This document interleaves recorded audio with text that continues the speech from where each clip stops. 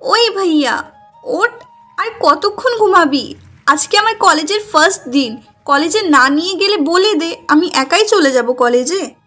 আসসালামু আলাইকুম। গল্পের শুরুতেই আপনাদের সালাম দিল আয়াত, আর আয়াত মনে করে আপনারা আয়াতের সালামের লিপ্রটা করবেন। বিসমিল্লাহ বলে এই গল্পটা শুরু করা যাক। আর এটা গল্প বলে ভুল হবে, এটা হলো একজনের জীবন কাহিনী। বলছি তো আমি কলেজে নিয়ে যাব, এখন আরেকটু ঘুমাতে দে। তখন ইকরা আয়াতের মাথার উপরে নেওয়া বালিশটা টেনে সরিয়ে দিয়ে বলল, কখন নিয়ে যাবি? দুপুর তো হয়ে যাচ্ছে। আরেকটু পর। আর ডিস্টার্ব করিস না তো ইকু, যা। এইভাবে দুবার হয়ে গেল, তোর আশায় আমি আর না থাকি। আমি আমার মতো চলে গেলাম কলেজে। যা যা। আয়াতের কথায় ইকরা চলে গেল। তখন আয়াত আরও কিছুটা সময় শুয়ে রইল, কিন্তু চোখে ঘুম নেই ওর। দূর, আজকে বোনটা এসে জব্বর ঘুমটা আরামের নাই হারাম করে দিয়ে গেল। তাই আয়াত আর শুয়ে না থেকে বিছানার খাটে বসে পড়ল, আর খাটের সাথে লাগানো পড়ার টেবিলের ড্রয়ার থেকে ব্রাশে একটুখানি পেস্ট লাগিয়ে বিছানা থেকে উঠে স্যান্ডেল পায়ে পরে নিল, আর টিউবওয়েলের কাছে গিয়ে ব্রাশটাকে পানি দিয়ে ভিজিয়ে নিয়ে ব্রাশ করতে শুরু করলো। তখন টিউবওয়েলের পাশে থাকা রান্নাঘরের থেকে হাতের মা কাশতে লাগলো, কারণ রান্না করতে হলে লাকড়ি জ্বালাতে হয়, আর তাতেই ধোঁয়া আসে অনেক। কেমন ধোঁয়া সেগুলো শুধু মধ্যবিত্ত পরিবারের ছেলেমেয়েরাই বুঝবে আর অনুভবও করতে পারবে। আয়াত ছনের রান্নাঘরের দরজায় এসে মাকে বলল, মাও, ও মাও। কি হয়েছে তোর আবার?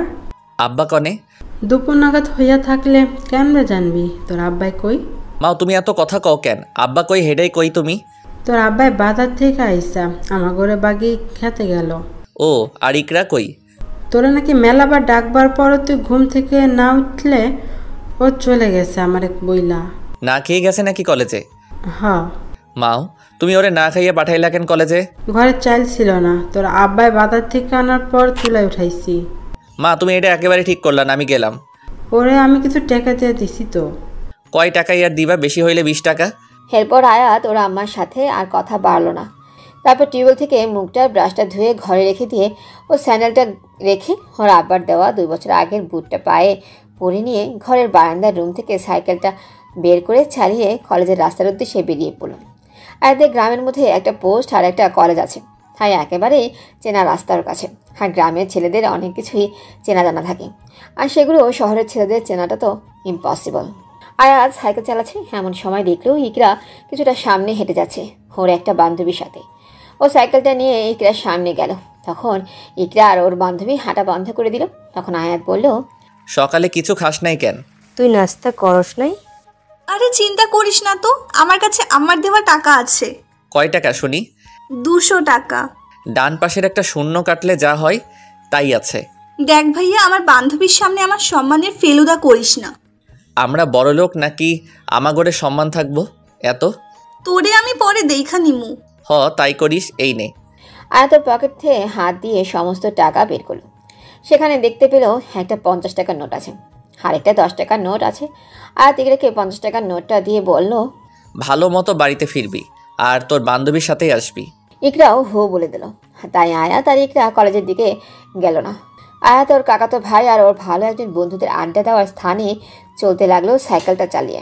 আয়াত সাইকেল চালাচ্ছিল, এমন সময় দেখতে পেল খুব স্পিডে বাইক আসছে। ও রাস্তার সাইডে চলে গেল। তবুও হঠাৎ করে বাইকের দিকে ভালো মতো নজর গেলে দেখতে পেল, ও এটা তো মিলা। আয়াত হাঁ করে তাকিয়ে আছে মিলার দিকে। সাইকেল কোন দিকে যাচ্ছে সেদিকে ওর কোনো খেয়ালই নেই। মিলা এক হাতে বাইক চালাচ্ছে, আর আয়াত ওর দিকে তাকিয়ে আছে দেখে ইশারায় হাত আর ঘাড় নাড়িয়ে বলতে লাগলো, কি হয়েছে? আয়াতও তার কথা জবাব দিল ঘাড় নাড়িয়ে, বলল, কিছু না। এবার আয়াত হঠাৎ অনুভব করলো যে ও রাস্তার গড়ানে পড়ে গেছে। আর আয়াত নিজেকে নিজেই বলতে লাগলো, এইটা কোনো কথা? আজকে সাইকেল বলে কিছু হলো না, বাইক হলে এতক্ষণে কেল্লাফতে হইয়া যাইতো আমার। কথাগুলো নিজে নিজেকে শুনিয়ে রাস্তার উপরে সাইডে তাকালো, আর দেখতে পেলেও মিলা আর নেই। আয়াত তাই সাইকেলটার নিচ থেকে বের হয়ে দাঁড়িয়ে পড়লো, কিন্তু মিলাকে দেখতেই পেল না ও। আর বলতে লাগলো, টিকটক সেলিব্রিটি হলে যা হয় আর কি, ভাব আর ঢঙের অভাব নাই, কিন্তু তবুও আমি না তার উপর ক্রাশক্ত। তখন আয়াত আবার নিজের পায়ের দিকে তাকালো। দেখতে পেল ওর পায়ের কিছুটা অংশ কেটে গেছে, আর সেখান থেকে রক্ত বের হচ্ছে। হাত জ্বলছে। হাত সেখানে থুতু লাগিয়ে সাইকেলের উপর ঝুঁকে সাইকেলটা উঠিয়ে নিল, আর ওর কাকাতো ভাই ওর বন্ধুর আড্ডা দেওয়ার স্থানে চলতে লাগলো। হাসুন, আপনাদেরকে কিছু পরিচয় করিয়ে দিই। আগে আয়াতের ক্রাশ ও পছন্দের মানুষটার বিষয়ে জানুন তাহলে। তার নাম মিলা, শহরের কলেজে পড়ছে, বান্ধবীদের সাথে হোস্টেলে থাকে, তবুও টিকটক করে। কয়েকদিন আগেই দেখেছিল ও 1 মিলিয়ন কে, আর তার সাথে 78K ফলোয়ার টিকটকে। টিকটক করে টাকাও পায়। শুনেছে ও 1 মিলিয়ন হলে মিলা একটা কার্ড পাইছে। সেগুলো না হয় বাদ দিল। উচ্চ বংশের মেয়ে মিলা গ্রামে আসছে তার কলেজ থেকে কিছুদিনের ছুটিতে, আর মিলা বাইক চালাতেও পারে। হায়াত গ্র্যাজুয়েশন কমপ্লিট করেও বেকার আছে, কোনো চাকরিও খুঁজছে না হায়াত। কারণটা হলো আয়াত সিঙ্গার হতে চায়। এটা শুধু আয়াতের ইচ্ছে না, এটাই ওর একমাত্র ড্রিম। ও একটা গরিব ঘরের ছেলে। চলুন তাহলে গল্পে ফিরি। হায়াত সাইকেল চালিয়ে ওর কাকাতো ভাই আর বন্ধুর কাছে চলে গেল। দেখতে পেল আয়াত ওর দুজনে নিজের মোবাইল দিয়ে গেম খেলছে।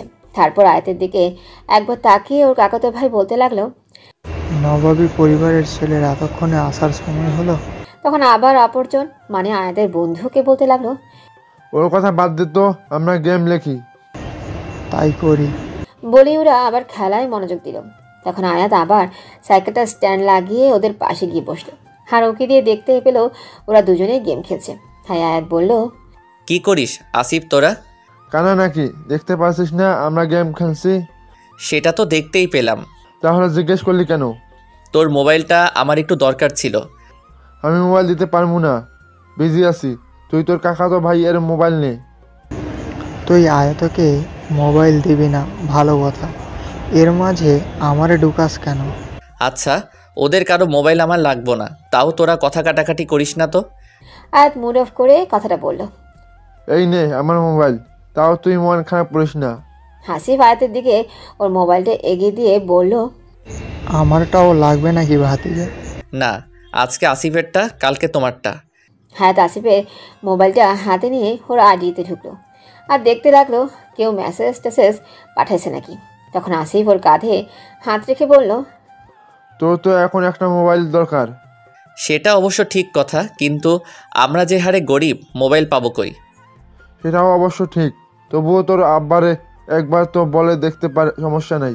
না রে আসিফ, আমাগরে খাওয়ানেরই টাকা নেই, আর এই সময় আব্বাই কই থেকে টাকা আনবো? আর সবচেয়ে বড় বিষয় হলো আমরা গরিব ঘরে এত বড় প্রেশার আমি দিতে পারবো না। তাহলে তুই একটা জব খুঁজে। জব টব আমার দ্বারা হবে না রে। জব করবি না? তাহলে গ্র্যাজুয়েশন কমপ্লিট করলি কেন? তোরা তো জানিসই আমার সিঙ্গার হওয়ার অনেক বড় ইচ্ছা। তোর সিঙ্গার হতে হবে না, তুই সিঙ্গারা বিক্রি কর গিয়ে আমাগরে বাজারে, তাও দিনে 500 টাকা বিক্রি করতে পারবি। তুই একটু চুপ থাক। তোর সবার জীবন একটা ইচ্ছা থাকে, আর আয়াতেরও জীবনের ইচ্ছা এটাই। তাই বলে কি ওকে নিয়ে মস্করা করতে হবে তোর? মস্করা করছিস না? ও তো আমার গিটার নিয়ে রেখেছে ওর বাড়িতে, তাও 4 মাস হলো। গিটার কেনার সামর্থ্য নেই তার, এত বড় স্বপ্ন দেখাটাই বোকামি। তুই ওর কথা কানে নিস না, ও সব সময় এরকমই কথা বলে। আরে না, ওকে বলতে দে, ও তো সত্যি কথাগুলোই বলছে। আর আমি শুনি এক কান দিয়ে এবং অপর কান দিয়ে বের কইরা দেই, কারণ এটা আমার স্বপ্ন। শোন, স্বপ্নগুলো শুধু ঘুমের ঘরেই দেখা মানায় গরিবের ঘরের ছেলেদের, আর ঘুম ভেঙে গেলে স্বপ্নটাও হাওয়া হয়ে যায়। তুই শোন, আমি কালকের মধ্যেই তোদেরকে গান বানিয়ে শোনাবো। সেটা না হয় করবি। তুই কাকে যেন ফলো করিস সে ব্যাপারে, যে কিনা স্যাড গান নিজেই গায় আবার নিজেই ভিডিও করে। জানিস সে বাংলা এবং হিন্দি 2 ভাষাতেই গান করতে পারে। কেমন তুই একটু শোনা তো। দেখা হবে আমাদের আবার এক স্বপ্নের শহরে, আমি জানি কোনো একদিন কোনো এক নতুন ভোরে। বাহ, তুইও অনেক সুন্দর গাইলি তো। শুক্রিয়া। এই নে তোর মোবাইল। আমার একটা কাজ মনে পড়ে গেল, চলি এখন, কালকে দেখা হবে বেঁচে থাকলে। তারপর ওদের থেকে আয়াত সাইকেলটার কাছে চলে গেল আর সাইকেলের স্ট্যান্ডটায় উঠিয়ে চলতে লাগলো ওর আব্বার কাছে। কারণ আয়াতের আব্বা একা একা ওদের রাখা জমিতে কাজ করছে। জমির পাশে এসে সাইকেলটা রেখে দিয়ে ওর আব্বার কাছে গেল। তখন ওর আব্বা ওকে বলতে লাগলো, তুই এনে কেন এলি? তোমার কামে সাহায্য করতে আইলাম। তোরে আমি পড়ালেখা করছি আমার নাগাল চষে কাজ করার জন্য। এটা বড় কথা না আব্বা, আমি এমনি আসলাম তোমাকে সাহায্য করতে। তুই চলে যা বাড়িতে, এই রোদে তোর সমস্যা হইব। না আব্বা, আমি আজকে চলে যাইবার জন্য আসি নাই। যেদিনই আমি তোমার কাজে নিজেকে লাগানোর জন্য আসি সেদিনই তুমি বাড়িতে যাইতে বলো। আজকে আর আমি যাব না। তখন আয়াতের আব্বাই কাঁচিটা রেখে ওর কাছে এসে ওর বরাবর দাঁড়ালো আর নিজের মুখের ঘামটা গামছা দিয়ে মুছে বলতে লাগলো, বাবারে, আমরা গরিব হয়ে জন্মাইছি, আমি চাই না তুইও আমার মতো গরিব হয়ে থাকিস আর খেতে কাজ করিস। তোকে আমি নিজের যতটুকু সম্ভব পড়াইছি, আর আমি চাই তুই নিজের পায়ে দাঁড় হ এবং তোর বোন ইকরা ও আমাগরে এই গরিব থেকে বের করিস। তোর জন্য এই কাজ না। কিন্তু আব্বা। কোনো কিন্তু না, যা বাড়িতে, আমি আর কিছু সময় নাগাদ কাম কইরা আসতাছি। তখন আয়াতও আব্বাকে জড়িয়ে ধরে আর বলতে লাগলো, আব্বা, তোমাদের সকলের আমি খেয়াল রাখবো আজীবন। তোমার ছেলের একটা হিল্লে হোক, তারপর দেখবা তোমার গড়ে আমি এই গরিব জীবন থেকে বের করে নিব। সেটাই তো আমি চাই রে বাবা। এখন যা, আমাকে ছেড়ে বাড়িতে যা। আয়াত ওর আব্বার কথায় ওর আব্বাকে ছেড়ে দিয়ে সাইকেল নিয়ে বাড়ির দিকে রওনা দিল আর ভাবতে লাগলো, যে করে হোক না কেন আমি তোমাদের একটা সুন্দর জীবন দিব। ভাবতে ভাবতে বাড়িতেও পৌঁছে গেল। গিয়ে ঘরের পাশে গাছে সাইকেলটা রেখে ঘরের ভেতরে ঢুকলো। কিন্তু আয়াত ওর আম্মারে ঘরে দেখতে পেল না। হ্যাঁ, আয়াত বারান্দায় এসে ওর আম্মারে ডাকছে, মা, ও মা। কি হয়েছে? হরদের বাড়ির সাথেই পুকুরটা থেকে ওর মায়ের আওয়াজ আসলো আর আয়াতও সেদিকে যাচ্ছে। আর পুকুরের পাশে গিয়ে দেখতে পেল আয়াতের আম্মা ওর আব্বার আর ইকরার কাপড় ধুচ্ছে পুকুরের পানিতে। হ্যাঁ, আয়াত দাঁড়িয়ে বলছে, মা, ও মা, আমার ক্ষুধা লাগছে, খাওন দিয়া যাও। মিটসেপে রাখা আছে, একটু নিয়ে খা। আয়াত ওর আম্মার কথায় আবার ঘরে চলে আসলো আর ওদের খাবার রাখা মিরসিপ থেকে একটা প্লেটে ভাত, আলু ভর্তা, ডাউল নিয়ে বিছানার উপর বসে খাচ্ছে। হায়াতের খাওয়া শেষ হতেই ওর আম্মা ঘরে চলে এলো কাপড়গুলো বাইরের বাসে ছুঁড়ে দিয়ে। আমাকে দেখে আয়াত বলতে শুরু করলো, মা, আমাকে পরশু যেতে হবে। কোনে যাবি? ঢাকায়। কোনে যা কি করবি? ওখানে যারা টুকটাক গান করতে পারে তাদের কম্পিটিশন আছে। তুই কেমনে জানলি? আসিফের মোবাইল থেকে। ও কয় টাকা লাগবো শুনে গেতে? 300 এর মতো। আসলে আয়াতকে সেখানে যেতে হলে এখন ওর 400-500 টাকা লাগবে। কিন্তু হায়াত ওর আম্মারে বলল না। আয়াত না হয় 100 টাকা বাঁচাবে সাইকেল দিয়ে, ও সেই ভেবেই বলল, তোর আব্বারে কইছস কথাটা? তুমি কইও আর তুমি ম্যানেজ কইরো। যেই রকম আছি সেই পরিস্থিতিতে এতগুলা টাকা কই পাইব তোর আব্বাই? তোমাগর দিতে হইব না, আমি ম্যানেজ কইরা নিমনি। আয়াত মুড অফ করে বলল, এমন করস কেন, দেখি পাওয়া যায় কি না। তুমি আমার লক্ষ্মী মা। কথাটা বলেই আয়াত আবার ঘর থেকে বের হলো গিটার নিয়ে ওদের পাড়ার ভিটায়। আর গিটারটায় হাতে নখ দিয়ে বাজতে লাগলো আর গান গাইতে শুরু করলো। গান করতে করতে সন্ধ্যা হয়ে গেল ওর, তাই ও বাড়িতে চলে আসলো আর রাতের খাবার ও আম্মা, আব্বা আর রিক্তার সাথে খেয়ে নিল। আয়াত ওদের গ্রামের বাজারে চলে গেল। বাজারে গিয়ে একটা চায়ের দোকানে বসলো টিভির সামনে, বাঁশ দিয়ে বানানো বেঞ্চে। তখন দোকানে থাকা লোকটি ওকে জিজ্ঞেস করলো চা নিবে কি না। হায়াতও বললো না থাক, আর টিভির সামনে বসা থেকে উঠে দাঁড়ালো আর না বসে এবারও রাস্তাটা দিয়ে ওদের পাড়ার দিকে চলতে লাগলো। হায়াত পাড়া দিয়ে যাচ্ছিল, এমন সময় মেয়ে মানুষের হাসি আসলো, তাই সেদিকে তাকালো আয়াত। সেদিকে তাকিয়ে দেখতে পেল মিলা আর কিছু মেয়ে লোকেরা দুয়ারে বসিয়া কথা বলছে। হায়াত মিলাকে ওদের পাড়ায় দেখে অবাক হলো, তবুও আয়াত হাঁটছিল। এমন সময় আয়াতের ডাক পড়ল, ওই স্যামরা। আয়াতের পাড়া কাকাতো বোন হয় মেম। হায়াত তাদের ডাক শুনে সেদিকে তাকিয়ে বলল, আমাকে ডাকছেন ডিম আপু? হ, তোরেই ডাকতাছি, এদিকে আয়। আর তাদের দিকে এগিয়ে গেল। তারপর কি হলো বিশ্বাস করতে পারবেন না পাঠক পাঠিকা, এবং আয়াত কি করবে নিজেও বুঝে উঠতে পারছিল না। আর আয়াতের হাত পা কাঁপতেছিল মিমের কথা শুনে। মিম এবার আয়াতকে বলতে লাগলো, কি রে, তুই চুপ কইরা আছিস কেন? যা জিগাইলাম সেটার উত্তর দিস না কেন? কি যেন জিজ্ঞাসা করলেন আপু? তুই আমার বান্ধবীর দিকে ও রাস্তায় অমন করে হাঁ করে তাকিয়ে আসছিলি কেন? তার মানে মিলা ওর সমস্ত বান্ধবীকে বলে দিছে ওই ঘটনাটা। আমার তো ইজ্জতের ফেলুদা হয়ে গেল। এখন তো আমারে কোনো মাইয়াই বিয়া করব না। আরে না না, এটা তো মেয়েদের বেলায় হয়, পোলা মানুষগুলোর বেলায় হয় না এটা। আয়াত এই কথাগুলো নিয়ে নিজেই নিজের সাথে যুদ্ধ করছিল। এমন সময় মিম আবারও বলল, এখনো চুপ কইরা আছে কেন রে? ডিম আপু, আমি ভাবছি কি উত্তর দেওয়াটা ঠিক হবে সেই বিষয়ে। তুই আমরা ড্রিম কই কেন? কি বলেন আপু, আমি আপনাকে মিম বাদে অন্য কিছুই বলিনি। ওকে, মানলাম। জানিস তখন আমার দিকে তাকিয়ে রাস্তার নিচু জায়গাটায় সাইকেল নিয়ে পড়ে যায়। মিলার কথায় ওর বান্ধবীরা হাসিতে গড়াগড়ি খেতে লাগলো। আর আয়াত সেখান থেকে দৌড় দিল। আর ও বাড়িতে গিয়ে থামলো। বারান্দায় সাইকেল রাখার জায়গায় হাতের রুম, আর ইকরার রুম বারান্দার অন্য পাশে। মানে হলো ওদের দুই ভাই বোনের জন্য দুটো রুম আছে বারান্দায়। আয়াত ইকরার রুমে ঢুকলো। আর আয়াত দেখতে পেল ইকরা পড়ার টেবিলে বইগুলো খুলেই ওর আব্বার বাটন মোবাইলে কী যেন করছে। আয়াত গিয়ে ইকরার পাশে বসলো। তখন ইকরা আয়াতকে দেখে মোবাইলটা টেবিলের উপর রাখলো। আর আয়াতকে বলল, কই গেছিলি ভাইয়া? অপমান হইতে। ও মা, তা কে করলো অপমান? থাপ্পড় চিনো শিকু? চিনি। তাকে দিল তোমাকে? এখন অবধি কেউ দেয়নি, তবে আমি কিন্তু তোকে দিব। আমারও হাত আছে। কলেজের প্রথম দিনটা কেমন কাটলো তোর? বেস্ট। আব্বার মোবাইল দিয়ে তুই কি করছিলি? কিছু না। তাহলে আমি নিয়ে গেলাম। আয়াত মোবাইলটা হাতে নিয়ে বলল, আমার লাগবে। কেন লাগবে তোর? তোর কেন লাগবে শুনি? গান শুনতে শুনতে ঘুমাবো। আমিও তাই করব। মেয়েদের গান শুনে ঘুমাতে হয় না। কথা বলে আয়াত মোবাইলটা নিয়ে নিজের রুমে চলে গেল। আর একটা গান চালু করে শুয়ে গান শুনতে শুনতে ঘুমিয়ে পড়ল। তারপর সকালে ঘুম থেকে উঠে বোনকে সাইকেলে করে কলেজে দিয়ে আসে। তারপর আয়াত ওর কাকাতো ভাই ও বন্ধুর কাছে চলে গেল। হাসিব আর রাফির কাছ থেকে কয়েকদিনের জন্য বিদায় নিয়ে নিল।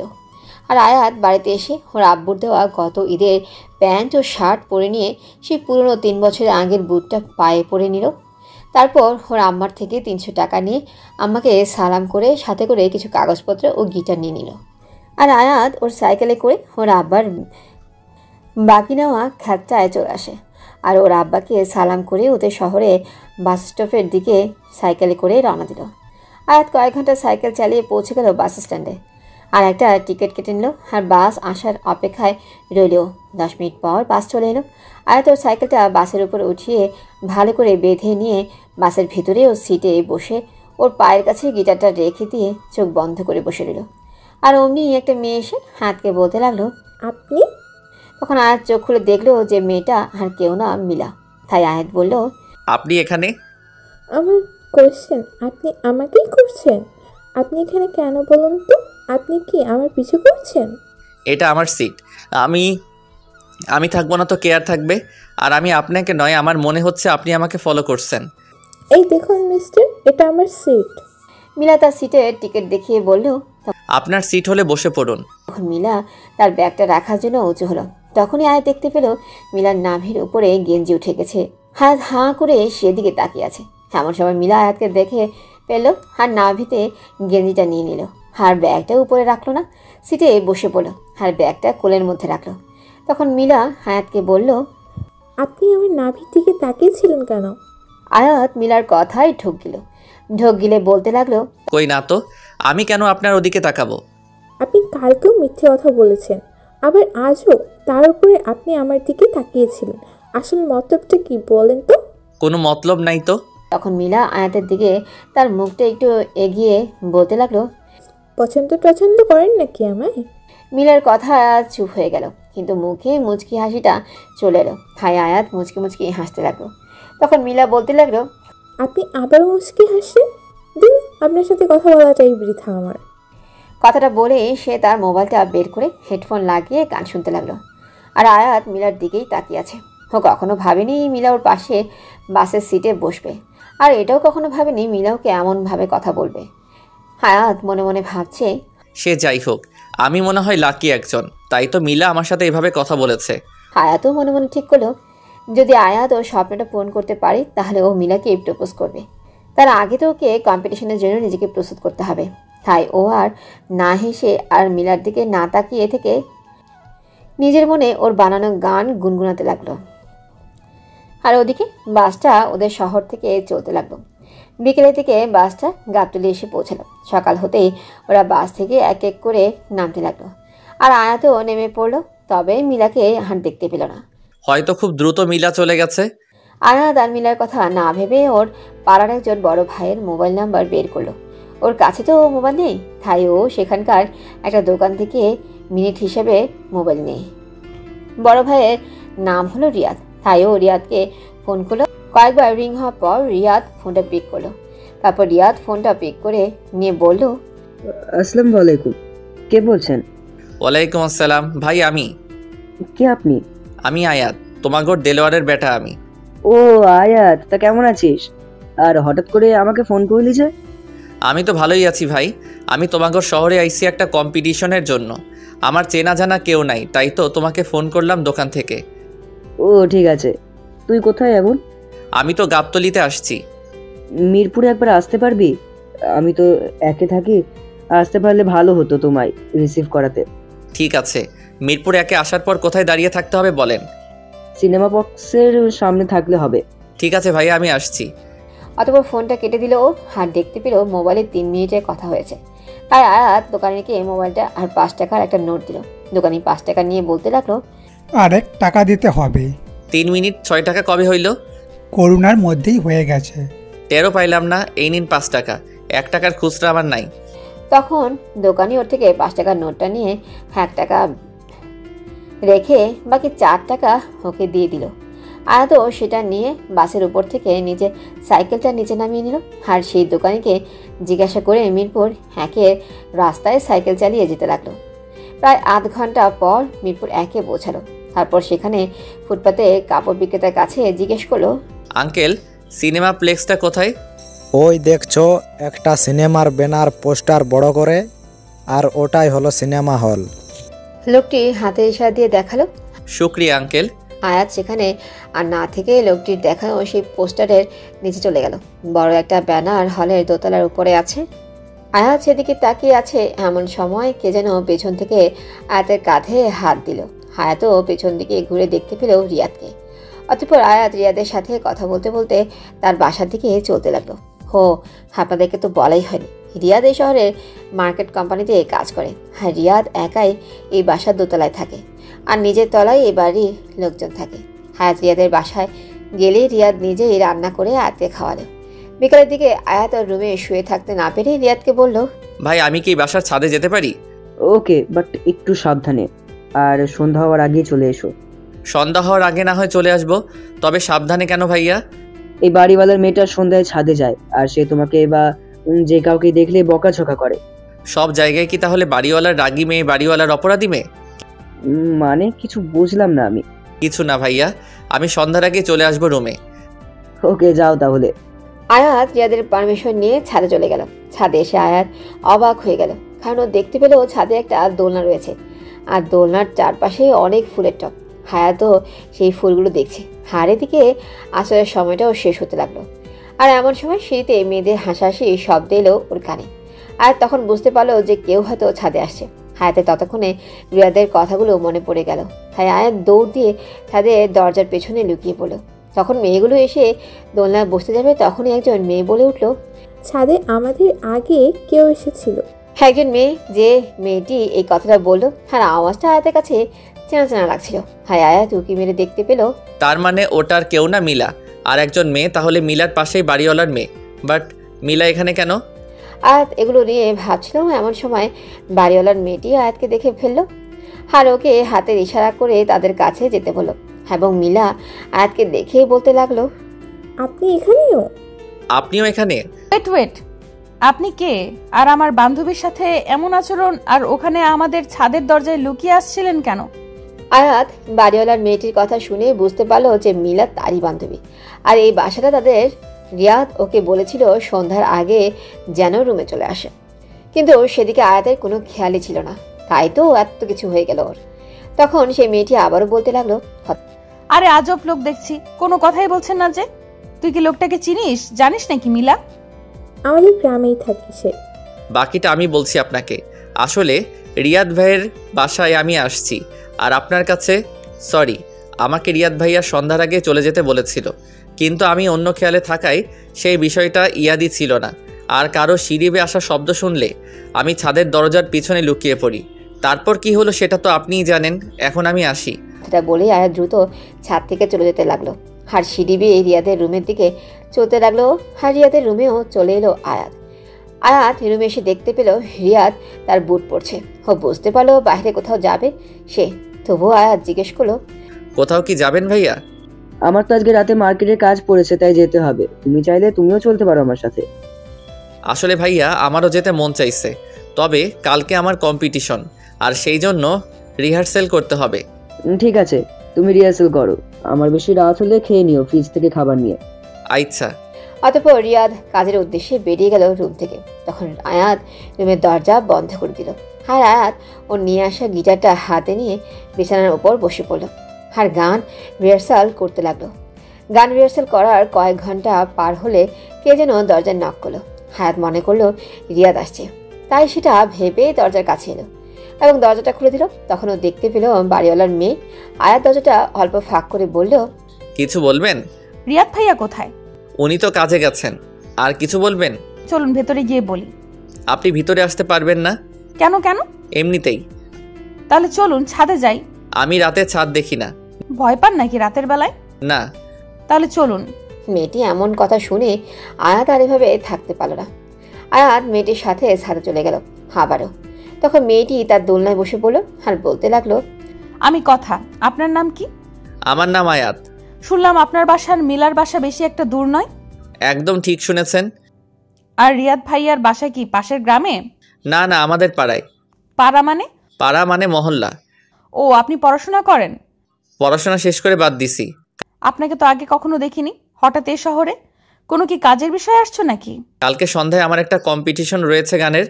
তার মানে রুমে আপনিই গান করছিলেন? আপনি কি অন্য কিছু ভাবছিলেন নাকি? আমি ভেবেছিলাম মোবাইলে নতুন গান চলছে। ও, কি গান তৈরি করলেন শোনান তো একটু। এখানে বলে দিলে কম্পিটিশনের জন্য কি গাইবো? এখানে 2-4 লাইন শোনালে কিচ্ছু হবে না। হাত বুঝতে পারলো একটু হলেও তাকে গান শোনাতেই হবে, তাই আর তাকে বলল, শুধু 2 লাইন শোনাবো কিন্তু। ঠিক আছে, শুরু করুন। কথার এই কথায় হায়াত ওর কয়েকদিনের ধরে বানানো গান এর থেকে 2টা লাইন গাইতে লাগলো। তোমারই কথাতে হাজারো ব্যথাতে চেয়েছি আমি যে তোমাকে, হাজারো চাওয়াতেই আমি যে তোমাকে ভালো যে বাসিতেই চাই এতটুকুই। বাহ, খুব চমৎকার আর অনেক সুন্দর গাইলেন তো আপনি। আজ আওয়াজ ভালো না বলে মস্করা করেন? আরে না, মজা না, আসলেই ভালো হয়েছে। শুক্রিয়া। আয়াত আর কথা বলছিল এইভাবে, আর এইভাবেই কয়েক ঘন্টা পার হয়ে গেল ওদের। আয়াত হঠাৎ দেখতে পেল আয়াত ছাদের উপর থেকে নিচে তাকিয়ে দেখে রিয়াদ আসছে বাসার ভিতরে। তাই আয়াত কথা মেয়েটিকে বলল, অনেক তো আপনার সাথে কথা বললাম, এখন আমি যাই, ভালো থাকবেন। না ঠিক আছে, আপনিও ভালো থাকবেন। অতঃপর আয়াত ছাদ থেকে বের হয়ে সিঁড়ি দিয়ে রিয়াদের রুমে চলে আসলো। হ্যাঁ, কথা আয়াতকে বলছে, আর সেটা হলো রিয়াদ যে মার্কেটের ম্যানেজার হিসেবে কাজ করে সেই মার্কেটেই মিলাও জব করে, মানে হলো রিয়াদ মিলার বস হয়। আরও কয়েক মিনিট পর রিয়াদও রুমে চলে আসলো। তখন আয়াত চেয়ারে বসেছিল। রিয়াদ রুমে এসে নিজের জুতাগুলিতে হাত দিয়ে খুলতে খুলতে আয়াতকে বলল, রাতে খেয়ে নিয়েছো? না ভাই। এতক্ষণ কি রুমেই ছিলে? আবার নাও। মানে? খানিকটা সময় গানের রিহার্সাল করছি ও খানিকটা সময় গল্প করছি। কার সাথে কথা বললে তুমি? আমার কথা মেয়েটির সাথে, উনি আর আমি গল্প করেছি। ও চলো খাবার খাবে। তারপর আয়াত আর রিয়াদ খাবার খেলো। খাবার খাওয়া শেষ হলে দুজনেই ঘুমিয়ে গেল। সকালে ঘুম থেকে রিয়াদ জাগিয়ে দিল আয়াতকে, আর নাস্তা করে নিল দুইজন। নাস্তা করা হলে আয়াত ওর নিজের গিটারটা নিয়ে সানসেটে গুনগুনাতে লাগলো গান। এইভাবেই কয়েক ঘন্টা গুনগুনাবার পর আয়াত রিয়াদকে বলে ওর সাইকেল নিয়ে মিরপুর 14 এই পুলিশ ফাঁড়িতে চলে আসলো কয়েক ঘন্টার মধ্যে। মিরপুর 14তেই থানার ভেতরে কম্পিটিশনটা, তাই আয়াত থানার গেট দিয়ে ওর সাইকেল আর গিটারটা নিয়ে ঢুকতে লাগলো।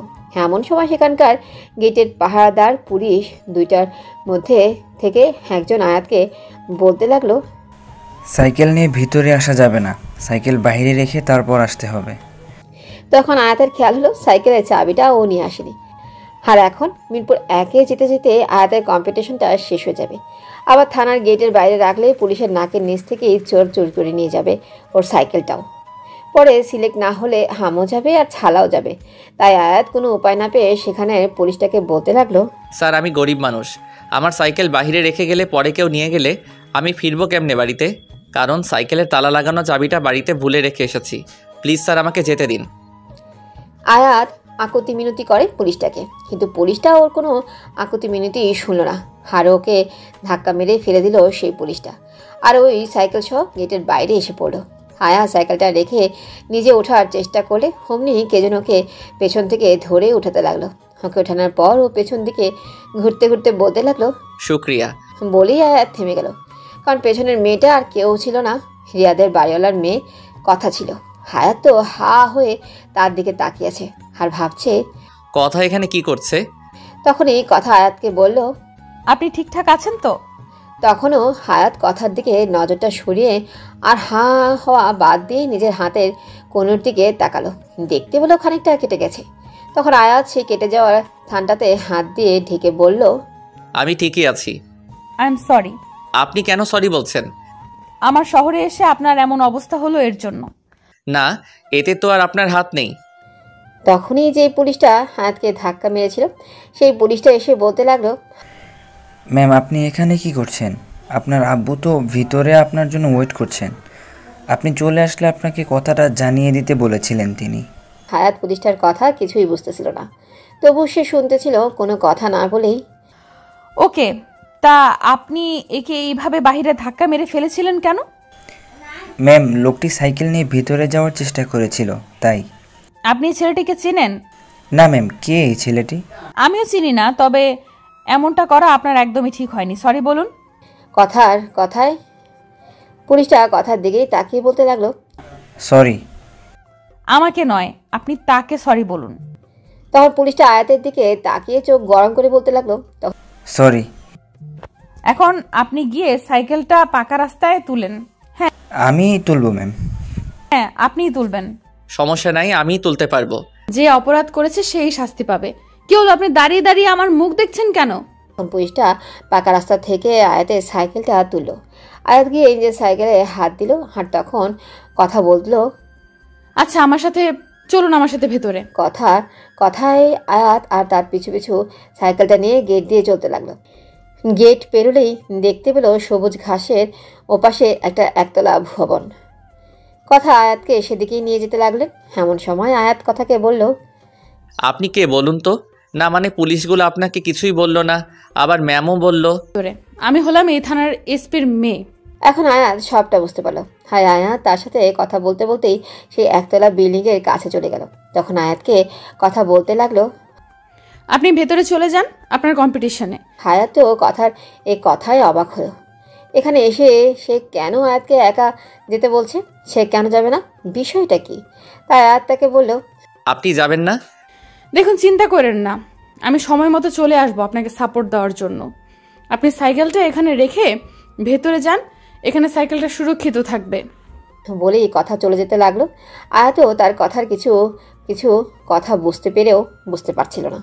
তবু আয়াত ভাবলেও ওর মঞ্জিলে তো ও চলে এসেছে, এখন শুধু কম্পিটিশনটা ঠিকঠাক হলেই হবে ওর।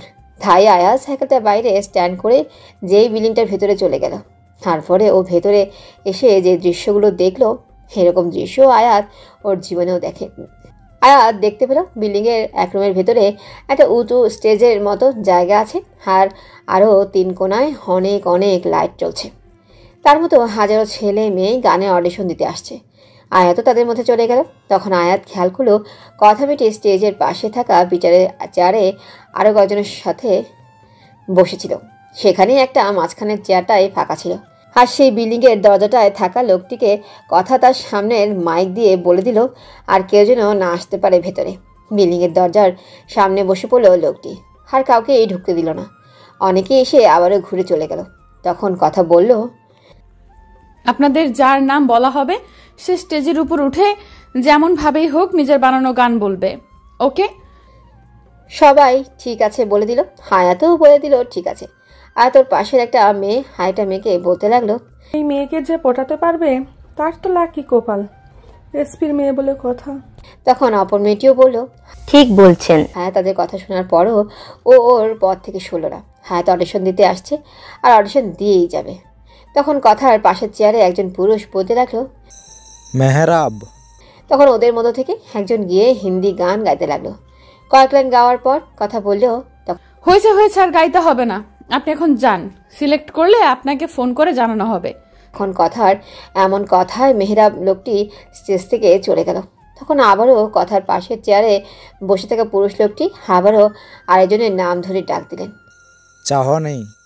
সেই লোকটি ডাকে ওদের মধ্যে থেকে একজন মেয়ে গিয়ে গান করতে লাগলো। 10-12 লাইন গান করার পর কথা আবারও আগে ছেলেটির ন্যায় চলে যেতে বলল।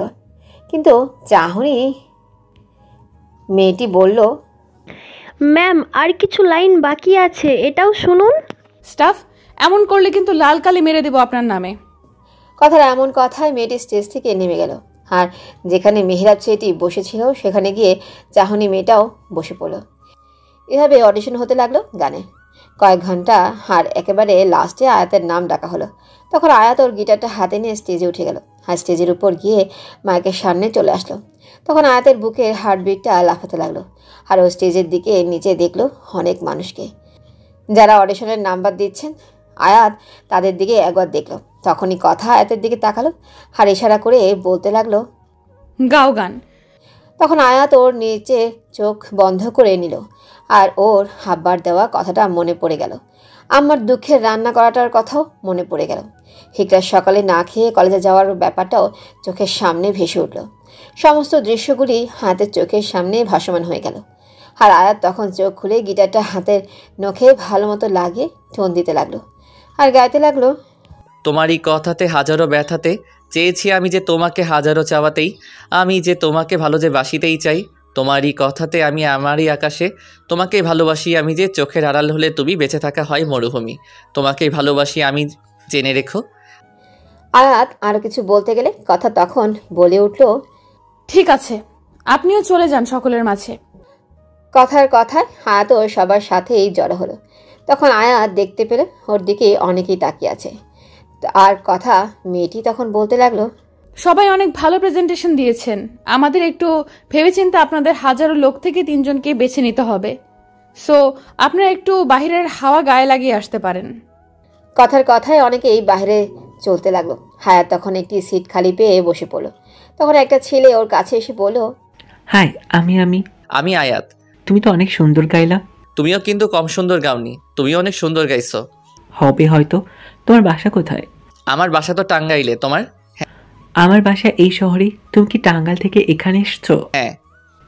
এই নাও আমার ঠিকানা। এখান থেকে বের হওয়ার পর তো আর দেখা হবে না, তাই আমার ঠিকানা রাখো। এখন অডিশন না টিকলে ঠিকানায় চলে এসো, গানের একটা ব্যবস্থা করে দিব তোমাকে আমি। ঠিক আছে। এভাবে আয়াত আর আমি ছেলেটি কথা বলছে। কথা ও বাকিদের সমস্ত ফল দেখার পর সেই গেটে থাকা দারোয়ানটাকে ডেকে সবাইকে ডেকে আনার জন্য পাঠালেন। 10 মিনিটের মধ্যে কম্পিটিশনের অ্যানাউন্সমেন্ট লেটারটা কথার সামনে রাখলো সকলে। আর দারোয়ান গিয়ে সকলকে ডেকে আনলো। সকলেই চলে আসার পর কথা বলতে লাগলো, আমি এখন যে 3টা নাম বলবো তারা স্টেজে চলে আসবেন, আর বাকিরা কোনো কথা বলবেন না। যে কথা বলবেন তার নামের উপর লাল কালি করা হবে, এতে আর ভবিষ্যতে এই থানার আশেপাশেও আসতে পারবেন না। সকলেই হ্যাঁ সম্মতি দিল। আয়াতও দিল। তখন কথা একটা কাগজ হাতে নিয়ে বলতে লাগলো, ফার্স্ট ওয়াহিদ হাবিব। কথার এমন কথায় আয়াতের বুকের বিটটা আরো জোরে লাফাতে লাগলো। অ্যাড ওয়াহিদ হাবিব ছেলেটি স্টেজের উপর গিয়ে দাঁড়ালো। তখন কথা আবার বলতে লাগলো, 2 মুনিরা আফরিন মায়া। তখন সেই মেয়েটিও স্টেজে চলে গেল। তখন শুধু লাস্টে কে হলো সেটা শোনবার জন্য হার্টবিটটা আরো জোরে জোরে লাফাতে লাগলো আয়াতের। আর তখন এই লাস্টের নামটাও বলে দিল কথা, 3 আলিফ। লাস্টের অ্যানাউন্সমেন্টটা শোনার পর হাতের মনটাই ভেঙে গেল আর হার্টবিটটাও স্টপ হয়ে গেল। আর ওর চোখ দিয়ে আপনা আপনি পানি চলে এলো আর ও মাথা নিচু করে ফেললো। আর তখনই কথা যা বললো তাতে আয়াতের হার্টবিটটা আবারও চলতে লাগলো। কথা বললো, সরি, আসলে আলিফ নামে এখানে কেউ কম্পিটিশন দিতে আসেনি, আলিফের জায়গায় আয়াত হবে। কথা মেয়েটির এমন কথায় আয়াত মাথাটা উঁচু করলো। হাত চোখটা একবার বন্ধ করে আল্লাহর কাছে শুকরিয়া আদায় করলো। আর চোখের বাড়িটা হাত দ্বারা মুছে স্টেজে চলে আসলো ওয়াহিদ হাবিব আর মুনিয়া আফরিন মায়ের কাছে, এবং তাদের সাথে দাঁড়ালো আয়াত। ওরা 3 জন স্টেজের উপরে দাঁড়িয়ে আছে। এমন সময় কথা মেয়েটি আরও একটা অ্যানাউন্সমেন্ট করলো। সেটা হলো, কথা শুনুন, আপনারা 3 জন, এখন তো আপনাদের 3 জনকে এতগুলো লোকের থেকে বাছাই করা হলো, কিন্তু আপনাদের 3 জনের মধ্যে থেকে একজনকে দেওয়া হবে বেস্ট মিউজিক রাইটারের নাম। আর আপনারা মনে করিয়েন না এটা ছোট বিষয়, এটা হলো একটা বড় বিষয়। আর তাকে আগামীর মুভিতেও গান বানাতে হবে। এমন কথা স্টেজের নিচে থাকা লোকগুলো নিজেদের মধ্যে কথা বলতে লাগলো। আর তখন কথা স্পিকার মাইকটা মুখের কাছে এনে বলল, আপনারা স্টেজের নিচে যারা আছেন তারা এবার চলে যান, আর আগামীতে আশা করি আরো ভালোভাবে নিজের কাজ ও আওয়াজগুলো ভালো করে কম্পিটিশনের নাম দিবেন। কথার কথায় সকলে চলে যেতে লাগলো। চলে যাওয়ার সময় পিছন থেকে হমি ছেলেটি আয়াতকে তার হাত নাচিয়ে বিদায় দিয়ে সেও চলে গেল। আয়াত, মুনিয়া, আফরিন, মায়া ও ওয়াহিদ হাবিব তিনজনই সেখানে দাঁড়িয়ে রইল। এমন সময় কথা ও তার পাশের লোকটা এসে ওদের তিনজনের হাতে 3টা টাকার প্যাকেট আর একটা কাগজ দিয়ে দিল, আর বলে দিল আপনারাও চলে যান, আর এই কাগজে যা নিয়ম কানুন আছে আর ঠিকানা অনুযায়ী এসে পড়বেন, কবে কোথায় সেগুলো সমস্ত কিছু এই কাগজে লেখা আছে। তারপর ওরা স্টেজ থেকে নেমে গেল, আর ওরা দুজনেই আগেই চলে গেল। হায়াত ওর এক পকেটে টাকাগুলো আর কাগজটা রেখে দিয়ে সাইকেল নিয়ে পুলিশ ফাঁড়ির ভেতর থেকে বাইরে চলে আসলো, আর গেটের দিকে তাকিয়ে আবার চলতে লাগলো মিরপুর 1-এ। কিছু তো যাওয়ার পর দেখতে পেল ওদের বাংলাদেশের স্টেডিয়াম, আর সেদিকেই তাকিয়ে দেখতে পেল গেট দিয়ে অনেক লোক ভেতরে যাচ্ছে, আর তাদের হাতে একটা করে টিকিট। হ্যাঁ, সেদিকে তাকিয়ে আবারও চলতে লাগলো রিয়াদের বাসার দিকে। কয়েক ঘন্টা পর রিয়াদের বাসায় পৌঁছে গেল, কিন্তু রিয়াদের বাসার দরজায় তালা ঝুলছে। তাই ও ছাদে চলে গেল। ছাদে গিয়ে দেখতে পেল কথা মেয়েটি তার দোলনায় বসে আছে। হায়াত কী করবে বুঝে উঠতে পারছিল না, তাই ও ঘুরে চলে যেতে লাগলেই কথা মেয়েটি ওকে ডাক দিল। আয়াত, আমাকে ডাকছেন? আপনাকেই ডেকেছি, এদিকে আসুন। কথার কথায় আয়াত তার দিকে এগিয়ে গেল, আর জিজ্ঞেস করলো, কি বলবেন বলুন। তা অডিশন কেমন ছিল আপনার? কেমন ছিল সেটা তো আপনারই বেশি জানার বিষয় ছিল। তবুও জিজ্ঞেস করলাম। আপনি সাইকেল কোথায় পেলেন? দোকান থেকে আব্বা কয়েক বছর আগে কিনে দিয়েছিল। ও, তা আপনার শহর তো অনেকটা দূরে, আপনি কি সেখান থেকে সাইকেলে করেই আসছেন? না, বাসে করে আসছি, আর সাইকেলটা তার মাথায় করে আনছি। মানে কিসের মাথায়? এটাও বুঝলেন না? বাসের উপরে নিয়ে এসেছি। ও মাই গড! আমি একটা ব্যাপার বুঝলাম না, আপনি এসপির মেয়ে হলে আপনি কেন ওখানে? ও আব্বু ছিল সেই কম্পিটিশনের বিচারক, আর তার জরুরি মিটিংয়ের জন্য তিনি আমাকে বলেছিলেন কম্পিটিশনটা অ্যাটেন্ড করতে। That's it. এতক্ষণে বিষয়টা বুঝলাম। আপনার মোবাইল নাম্বারটা দেন তো। আমার কোনো মোবাইল নাই, আব্বার মোবাইল আছে, তার নাম্বারটা কি দিব? এইটা কোনো কথা হলো? আজকালের জেনারেশনের কাছে মোবাইল নেই, আর আমি আপনার আব্বুর নাম্বার দিয়ে কি করব? সত্যি আমার কোনো মোবাইল নেই। কেন নেই শুনি? তখন আয়াত কথাকে ওর সম্বন্ধে সমস্ত কিছু শোনালো। সব শুনে কথা তার দোলনায় বসা থাকে দাঁড়িয়ে পড়ল, আর বলল, চলুন আমার সাথে। কোথায়? আপনি কথা না বলে চলুন তো। আয়াতও আর কোনো কথা না বলে চলতে লাগলো কথার সঙ্গে। কথা তার বাসা থেকে বের হলো, হায়াতও তার পিছু পিছু বের হলো, আর কিছুটা দূরে একটা মোবাইলের দোকানে চলে আসলো ওরা। হায়াত বুঝতে পারলো ওর কম্পিটিশনে দেওয়ার টাকাটা হয়তো গেছে। এটা ভেবে ও দৌড়ে আবার বাসায় চলে গেল, আর ছাদে চলে গেল। 10 মিনিট পর কথা আবার ছাদে চলে গেল, আর বলতে লাগলো, আপনি ওভাবে দৌড়ে চলে এলেন কেন? বাহিরে ভালো লাগছিল না তাই। ও, এই নিন আপনার জন্য।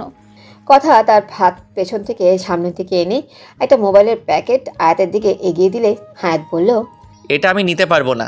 এটার জন্য আপনাকে কিছুই করতে হবে না। আমি আপনাকে ভয় দেখিয়েছিলাম, সেটার জন্য এটা আপনার উপহার। কথার মুখে উপহারের কথা শুনে হায়াত মোবাইলের প্যাকেটটা নিয়ে নিল, আর বলতে লাগলো, কিসের ভয়?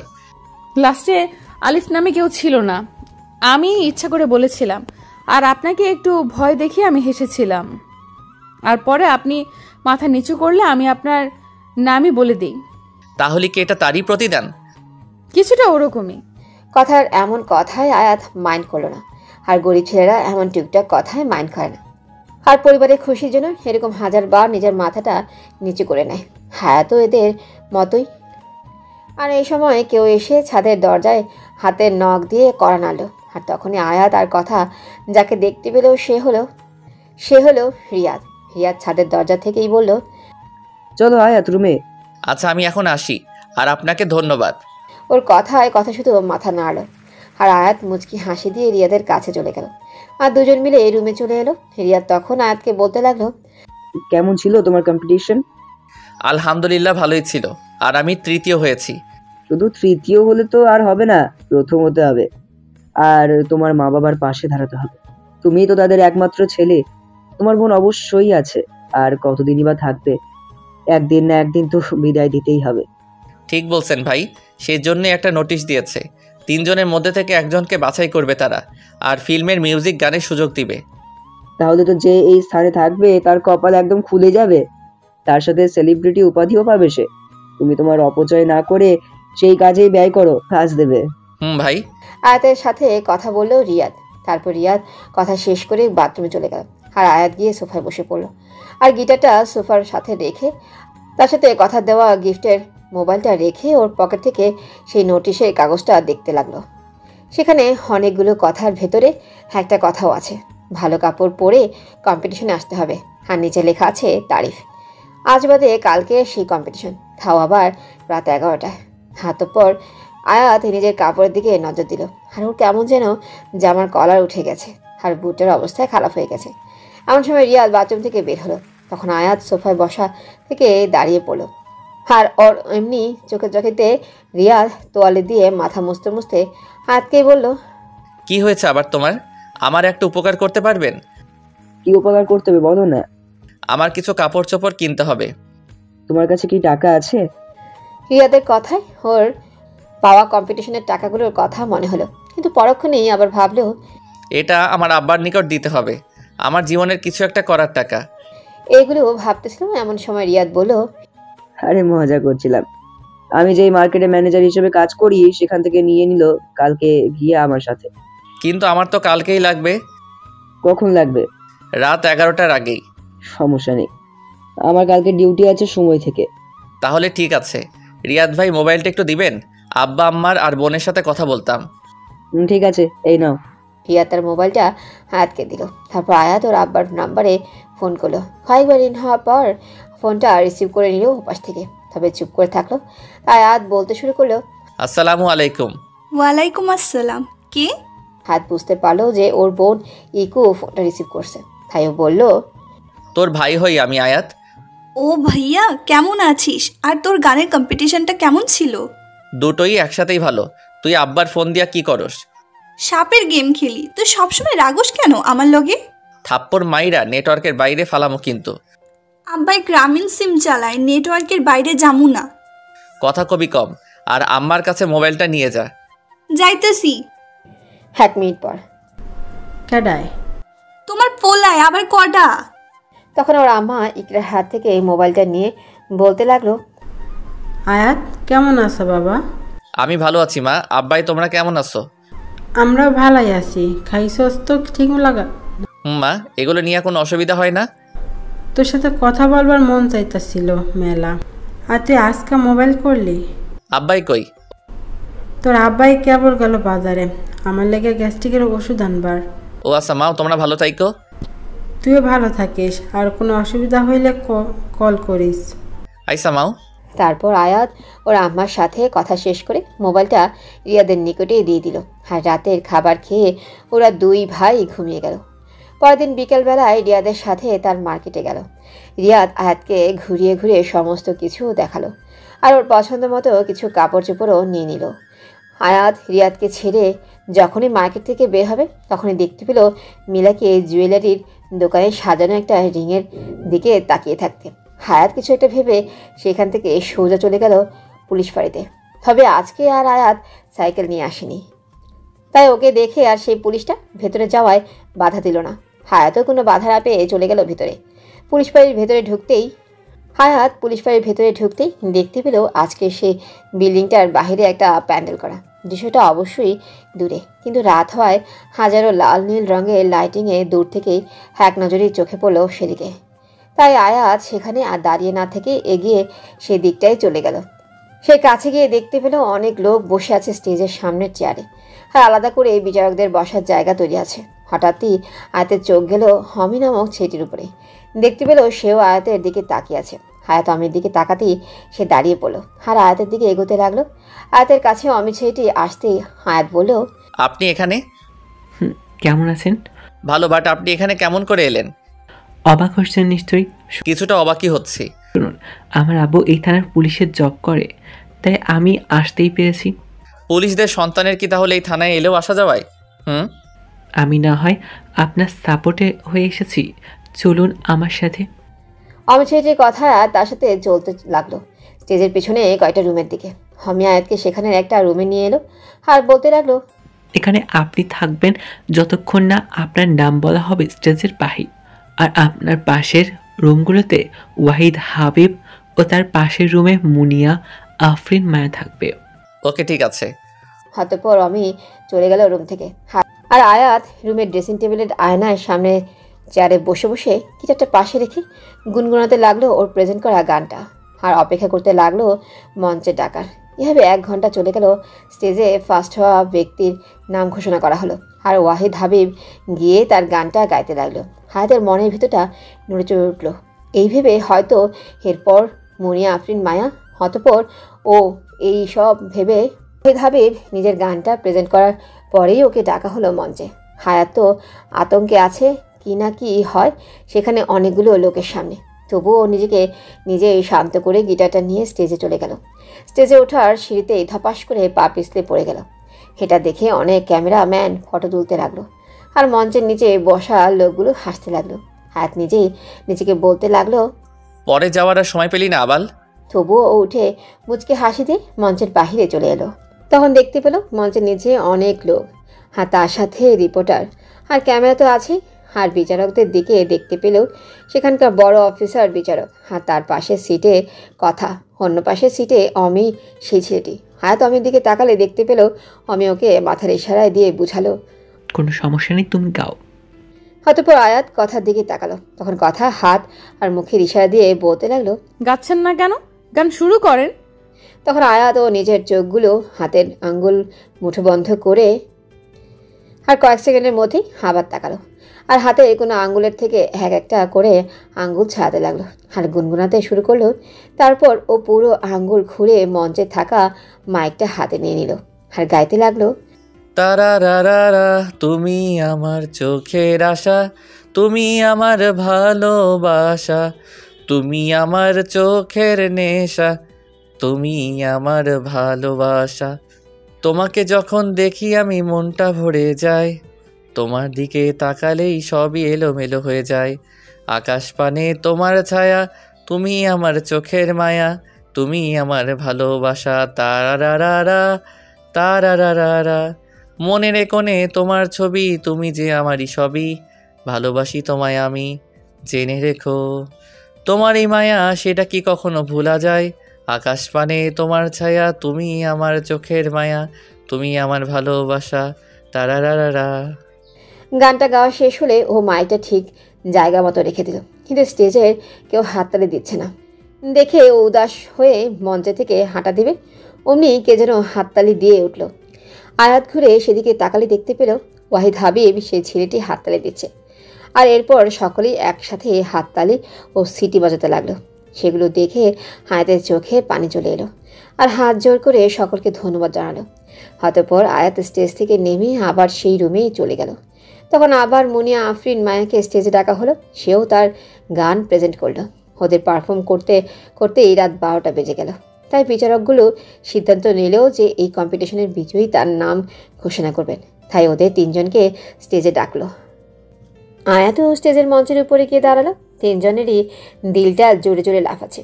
কে হবে এই কম্পিটিশনের বিজয়ী, আর সেই হবে এখন থেকে ফিল্মের গানের গায়ক সেটা ভেবে। প্রধান বিচারকও কিছু কথা সবার উদ্দেশ্যে বলতে লাগলো, এই বছর সবচেয়ে অধিক ভালো গেয়েছে ওয়া বলে আবার বলতে লাগলেন আয়াত। ওনার এমন কথায় মঞ্চের নিচের লোকগুলো দাঁড়িয়ে হাততালি দিয়ে উঠল সকলে একসাথে। হায়াত ওর আল্লাহর নিকট শুকরিয়া আদায় করলো। ওয়াহিদ হাবিব আর মুনিয়া, আফরিন, মায়া হায়াতকে কংগ্রেস জানিয়ে স্টেজের নিচে চলে গেল। তখন প্রধান বিচারক আর তার সাথে অমি ও কথা এসে আয়াতের সাথে হাত মেলালো। প্রধান বিচারক আয়াতকে অনেকগুলো টাকা দিয়ে দিল আর বললেন, আজ থেকে আপনি অমিয়ার কথার সাথে থেকে কাজ করবেন গানের, আর আপনাকে ওরাই বুঝিয়ে দেবে আপনার স্থানটা। আয়াত ওনাকে সালাম করতে গেলে তিনি আয়াতকে জড়িয়ে ধরল। তখন ক্যামেরাতে এই ফটোটা তুলেও নিল। সমস্ত কিছু শেষ হলে আয়াত পুলিশ বাড়ি থেকে বের হলো। আর এখন আয়াতের কাছে অনেকগুলো টাকা আছে, তাই ও ভাবলো আজকের দিনটা ওর কাছে লাকি, তাই মিলাকেও প্রপোজ করবে আজ। সেটা ভেবে শপিং মল থেকে মিলার তাকিয়ে থাকা সেই রিংটা আয়াত নিয়ে নেয়, আর তার সাথে একটা ফুলের তোড়া। নিয়ে রিয়াদের বাসার দিকে চলতে থাকে। কিছুটা সময় পর আয়াত রিয়াদের বাসায় পৌঁছে গেল। রিয়াদের দরজায় আসতেই আয়াত থমকে গেল ওর সময়। আর আয়াতের চোখের সামনে চলছে দুজনের নিজেদের অন্তরঙ্গ দৃশ্য। আয়াত কল্পনাও করতে পারেনি যে ও যাকে এতটা বিশ্বাস আর ভালোবাসত সে তার অফিসের বসের সাথে এরকম করবে। এগুলো দেখে আয়াতের হাত থেকে ফুলের তোড়া আর অন্য হাতে রাখা ডায়মন্ড রিংটা ফ্লোরে পড়ে গেল। রিংটা হাতে থেকে ফ্লোরে পড়ে গেলে একটা আওয়াজ হলো, আর সেই আওয়াজে তারা দুজনে আয়াতের দিকে তাকালো। তখন আয়াত তাদের দিক থেকে মুখটা ঘুরিয়ে নেয়। তারা দুজনে আয়াতকে দেখে ফেলে। আয়াতও ফাঁকা থাকা দরজাটা চাপিয়ে দেয়। হঠাৎ এই গানটা বাজতে লাগলে আয়াতের মনের ভিতরে আর ওর চোখ বেয়ে অশ্রু ঝরতে লাগলো। তাই আয়াত ছায়াতে চলে গেল আর কথার দোলনায় বসে ফুপিয়ে ফুপিয়ে কাঁদছে। আর এমন সময় কেউ একজন এসে আয়াতের মাথায় হাত রাখলো। তারপর আয়াত মাথা উঁচু করে দেখতে পেল কথাকে। আয়াত ওর হাত দ্বারা নিজের চোখের পানিটা মুছে নিল। আর তখন কথা নিজের দোলনায় বসে পড়ল। আয়াত তখন দাঁড়িয়ে পড়ল। তখন কথা আয়াতের হাত ধরে বসিয়ে দিল আর বলতে লাগলো, আজ তো আপনার খুশি থাকার কথা, কিন্তু আপনি ছাদে এসে এভাবে কাঁদছেন কেন? এমনিতেই। না না, আপনি এমনিতেই কাঁদছেন না, কিছু একটা তো হয়েছে যার জন্য আপনি কান্নাও করছেন। আপনার ধারণাটা ঠিক, তবে আমি সেসব কিছু আপনাকে বলতে পারবো না। আয়াতের আর কথা বলার মাঝেও দেখতে পেল রিয়াদ আর মিলা দুজনেই ছাদে চলে এসেছে। আর তারা দুজনেই একে অপরের হাত ধরেছিল।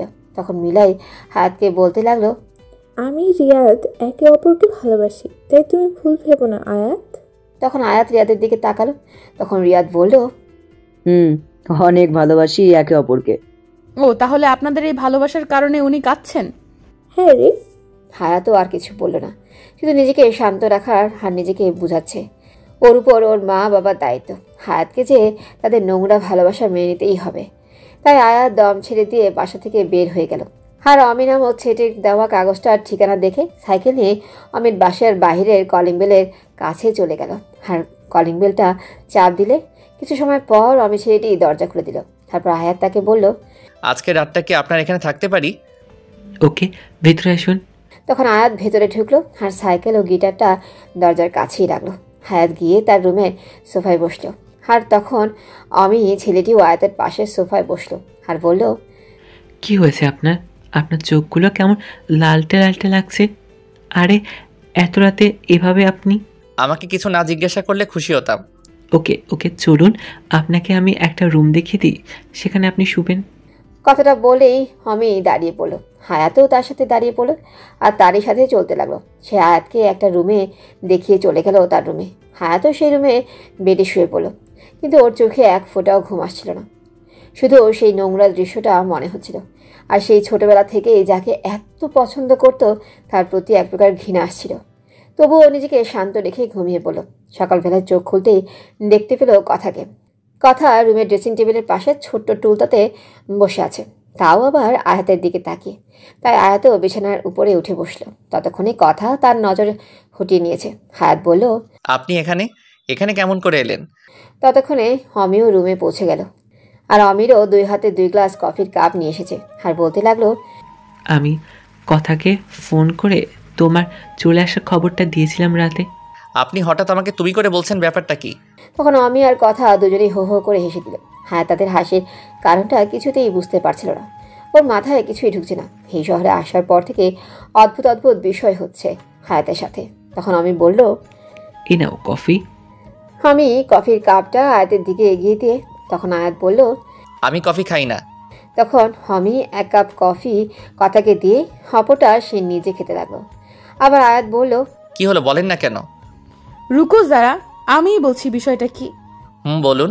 তারপর কথা যা যা বলতে শুরু করলো তাতে আয়াতের চোখ কপালে উঠে গেল। দূরও, আপনারাও না, চোখ কি কখনো কপালে উঠতে পারে নাকি? চোখ চোখের জায়গায় ছিল, বা চোখগুলো বড় বড় হয়ে গেল আয়াতের। কথা বলতে লাগলো, আমরা দুজনেই তোমাকে চিনি। তুমি আয়াত, তোমার বাবা হলো দেলোয়ার, মায়ের নাম আমেনা আর বোনের নাম হলো ইকরার। তুমি তাকে ইকু বলে ডাকো। তোমার 2টি বন্ধুর নাম হলো আসিফ আর রাফি। আরো বেশ কিছু জানি। কথাটা এমন জিনিস জানার পরে আয়াত তো হাঁ হয়ে গেছে। আয়াত ভাবতে লাগলো, এমন বিষয়গুলো এদেরকে কে বলেছে? নিশ্চয়ই রিয়াদ ভাই। আয়াত জিজ্ঞেস করলো, এগুলো বিষয় রিয়াদ জানিয়েছে তাই না? না। তাহলে কে জানিয়েছে আপনাদের? মিলার কাছে খোঁজ খবর নিয়ে জানতে পেরেছি। আর শুনেছিলাম তুমি অনেক ভালো গাও, আর তোমরা অনেক সংকটের মধ্যে আছো, তাই তো তুমি এলে তোমাকে কম্পিটিশনের ফার্স্ট আর তোমার প্রতি নজর রাখি। সেদিন তোমাকে পুলিশটার থেকেও আমি বাঁচিয়ে ভেতরে নিয়ে যাই। তার মানে আমি নিজের যোগ্যতায় আসিনি এখানে? নিজের যোগ্যতাই আসছো, বাট আজকালকের দিনে এইগুলো কাজে মামা চাচা না থাকলে নিজের যতই ট্যালেন্ট থাকুক না কেন কেউ এর কদর করে না। টাকা ছাড়া দুনিয়ায় কিছুই হবে না, কিছুই সম্ভব না। আমরা শুধু তোমাকে তোমার এই নতুন জীবন দেওয়ার কাজে হেল্প করেছি, এতটুকুই। আয়াত চুপ হয়ে গেল কথার কথাগুলো শুনে। তখন কথা অমিকে বলল, অমি তুমি কফি খাও, পানি হয়ে গেছে, দেখো কফিটা। কথাটা বলেই রুম থেকে বেরিয়ে গেল। তখন অমি আয়াতের পাশে এসে বসে বলল, জানো আয়াত তোমাকে এতগুলো সহায়তা কেন করছে কথা? কেন করেছে? অমি একটু অবাক হয়ে, আসলে তোমাকে কথা লাভ করে। আমি তোমাকে কথাটা জানিয়ে দিলাম, জানি রাজি না হলে তুমি আবার কথাকে জানিও না। আয়াত মাথা নাড়ালো শুধু। তারপর আমিও রুম থেকে বের হয়ে গেল। তখন আয়াত ভাবছে, যাকে আমি সেই ছোট্টবেলা থেকে চাইতাম, কিন্তু সে আমাকে কখনোই সেই নজরে দেখতো না, আর যার জন্য আমার ফিলিংসের ছিটে ফোটাও নাই, সে আমাকে চায়। আল্লাহ, তুমি এমনটা কেন করলে? আর গতকালকের বিষয়টা আমাকে কেমন যেন করে দিচ্ছে, নিজেই বুঝে উঠতে পারছি না এখন আমার করণীয় কি। ধুরু, আমি নিজে এত পেন নিতে পারতেছি না। তাই আয়াত রুমে বসা থেকে উঠে মেইন রুমে চলে এলো। সেখানে একটা ছোট্ট টেবিলের উপর দেখলো আজকে নিউজ পেপার, আর নিউজ ফিডের প্রথম পেজেই ওর ছবি আর প্রধানের ছবি, আর সেখানে ছোট্ট করে আরেকটা ছবি আছে। তাই আয়াত ব্যাপারটা হাতে নিল। হাতে নেওয়ার পর দেখতে পেল সেখানে লেখা আছে বড় বড় করে, 30 মিনিট আগেও জানতো না শীতে পড়ে যাওয়া ছেলেটি কম্পিটিশনে প্রথম হয়ে বিজয়ী ঘোষণা নিয়ে নিবে। আর তার নিজের ছোট ছোট করে লেখা অনেক কিছুই আছে, আর তার সাথে ওর গাওয়া গানের 4 লাইন রয়েছে। সেগুলো হলো, তুমি আমার চোখের আশা, তুমি আমার ভালোবাসা, তুমি আমার চোখের নেশা, তুমি আমার ভালোবাসা। এগুলো দেখে আয়াতের হাজারো বেদনার ভিড়ে ঠোঁটের কোণে হাসি চলে আসলো, আর চিৎকার করে বলতে লাগলো, অমি, অমি। তখন আমি এসে বলতে লাগলো, কি হয়েছে আবার? কথা কোথায়? ও তো ছাদে চলে গেল কিছুটা সময় আগে, কেন বলো তো? তখন আয়াত অমির দিকে ওর ব্যাপারের নিউজটা পড়তে বলে ও চলে গেল ছাদে। আর ছাদে গিয়ে দেখতে পেলেও কথা ছাদের পেছনে ঘুরে দেয়ালে হাত দিয়ে ধরে কি যেন করছে। আয়াত দৌড়ে গিয়ে কথাকে পেছন থেকে জড়িয়ে ধরল। তখন কথা আয়াতকে না দেখে ওকে ধাক্কা মেরে ফেলে দিল ছাদের সিমেন্টের ফ্লোরে। আর নিচে পড়ে গিয়ে শব্দ করতে লাগলো। তখন কথা ঘুরে দাঁড়ালো আর আয়াতের দিকে হাত দিয়ে বলতে লাগলো, সরি, আমি বুঝতে পারিনি, তুমি উঠো আমার হাত ধরে। তখন আয়াত কথার হাত ধরলো আর আয়াতের সাথেই নিয়ে নিল। হাত নিচে আর কথা আয়াতের উপরে। কথা তখন নিজের মাথাটা উঁচু করে বলতে লাগলো, কি হচ্ছে এগুলো? তুমি আমায় ভালোবাসো সেটা বলনি কেন? কে বললো তোমায়? জেনে নিছি। তো ভালো করছেন, এখন আমাকে ছাড়ুন, আমি উঠবো। এখন যদি ছাড়ি তাহলে কিন্তু আর ধরবো না, কখনো না। তাহলে থাক এরকমই। বলেই দুজনের ঠোঁটে ঠোঁট লাগিয়ে দিল। এই যে পাঠক পাঠিকা ভাই বোনেরা, একটু সাইড লন, এরকম লুচু সিন দেখতে নেই। ফটাফট কমেন্ট করে ফেলুন কেমন ছিল 12টা পাঠ। কয়েকদিনের মধ্যে আয়াত টপ লেভেলে সিঙ্গার হয়ে যায়, বাংলা হিন্দি সব গানের সাইন পায়, নিজে একটা বাড়ি কিনে ফেলে। ওর আব্বা আম্মা ও বোনটাকে শহরে সেই বাড়িটা নিয়ে আসে। হায়াতের ফ্যামিলি এখন অনেক সুখী আছে, তার সাথে আয়াতও। হায়াতের আব্বা আম্মা এসপি মেয়ে কথার সাথে আয়াতের বিয়ের ব্যাপারে কথা বলতে গেলে এসপি সাহেব ভালো রিশতা না করতে না পেরে হ্যাঁ বলে দেন। ওদের বিয়েটাও হয়ে গেল কিছুদিনের মধ্যেই। এখন আয়াত বাসা ঘরে ঢুকছে। আপনার ওদের জন্য দোয়া করেন, বিড়ালটা যেন হায়াত মারতে পারে। কিন্তু তার হলো না। হায়াত রুমের দরজার কাছে আসতেই কথা আয়াতকে টেনে রুমের ভেতরে নিয়ে গেল, আর দরজাটা বন্ধ করে যা করতে লাগলো সেগুলো না হয় না শোনায় শ্রেয়।